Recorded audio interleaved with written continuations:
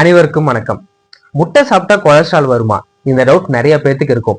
அது மட்டும் இல்லாம சில அசைவம் சாப்பிடாதவங்க கூட இந்த முட்டையை மட்டும் சாப்பிட்றதை நீங்க பார்த்திருப்பீங்க. ஆனா இந்த முட்டை சாப்பிட்றது மூலமா கொலஸ்ட்ரால் அதிகரிக்கும் அப்படிங்கிற ஒரு பயம் உங்களுக்கு இருந்துச்சு அப்படின்னா கண்டிப்பா இல்லைங்க. ஏன்னா முட்டை சாப்பிட்றது மூலமா கொலஸ்ட்ரால் அதிகமாகாது. அது மட்டும் இல்லாம உங்களுக்கு ஒரு நாளைக்கு தேவையான ஊட்டச்சத்தை முட்டை கொடுக்கும். குறிப்பா சொல்லணும் அப்படின்னா பெண்கள் எல்லாருமே ஒரு நாளைக்கு 2 முட்டை சாப்பிடணும் அப்படின்னு சொல்லி நிறைய டாக்டர்ஸ் பரிந்துரைக்க செய்யறாங்க. ஸோ இந்த முட்டை சாப்பிட்டா நம்மளுக்கு என்னென்ன பெனிஃபிட்ஸ் கிடைக்கும், இந்த முட்டை சாப்பிட்டா கொலஸ்ட்ரால் அதிகமாகுமா அப்படிங்கிற கிளியரான எக்ஸ்பிளனேஷனை நான் உங்களுக்கு இந்த வீடியோல தரேன்.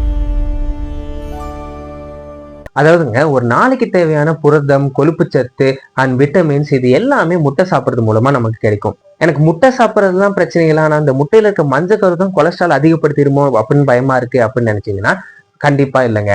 ஏன்னு கேட்டீங்கன்னா நம்ம கல்லீரலே ஒரு நாளைக்கு 3 கிராம் அளவுக்கு கொலஸ்ட்ராலை உற்பத்தி பண்ணும். நம்ம நாட்டுக்கோழி முட்டை சாப்பிட்றோம் அப்படின்னா அதுல இருக்கக்கூடிய HDL அப்படிங்கிற நல்ல கொலஸ்ட்ராலுங்க. இது நம்ம உடம்புல இருக்க கொலஸ்ட்ரால் லெவலை அதிகப்படுத்தாது. மாறா நல்ல கொலஸ்ட்ரால் லெவலை மெயின்டைன் பண்றதோட மட்டும் இல்லாம கெட்ட கொலஸ்ட்ராலோட பாதிப்புகளையும் இது கம்மி பண்ணி விட்டுரும். ஸோ நீங்க முட்டையை தாராளமா சாப்பிடலாங்க. அது உங்க கொலஸ்ட்ரால் லெவலை கண்டிப்பா அதிகப்படுத்தாது.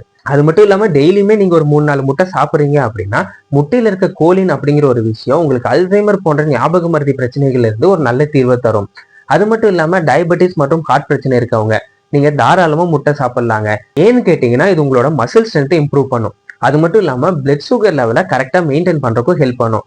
அது மட்டும் இல்லாம குறிப்பா பாத்தீங்கன்னா இந்த விட்டமின்ஸ்ல AD, EK இப்படி நம்ம உடலுக்கு தேவையான விட்டமின்ஸ் எல்லாமே இந்த முட்டையில இருக்குங்க.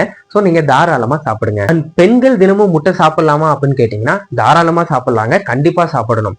ஏன்னா PCOD முதலான பிரச்சனைகள் அண்ட் ஹார்மோனல் சேஞ்சஸ் முதலான பிரச்சனைகளுக்கு முட்டை சாப்பிட்றது மூலமா ஒரு நல்ல தீர்வு கிடைக்கும். அண்ட் பிரெக்னன்சி டைம்ல நீங்க முட்டை சாப்பிட்றீங்க அப்படின்னா அதுல இருக்க ஃபோலிக் ஆசிட் உங்க குழந்தைகளோட மூளை வளர்ச்சிக்கு அதிகப்படியா நன்மையை அளிக்கக்கூடியது.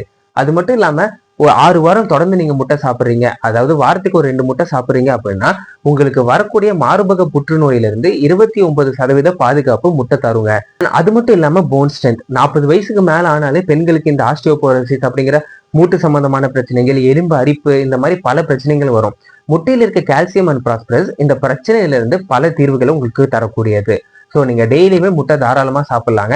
அண்ட் முடிஞ்ச அளவுக்கு இந்த முட்டை பொடி மாசு, முட்டை வறுவல் இப்படி முட்டையை போட்டு கெடுக்காம முட்டையை நார்மலா அவிச்சு பாயில் பண்ணி சாப்பிடுங்க. அதுதான் உங்களுக்கு அதிக நன்மை அளிக்கக்கூடியது. ஸோ டெய்லியுமே முட்டை தாராளமா சாப்பிடுங்க. ஹெல்த்தியா இருங்க. இந்த இன்ஃபர்மேஷன் முடிஞ்சுன்னா மறக்காம என்ன சப்ஸ்கிரைப் பண்ணிக்கோங்க.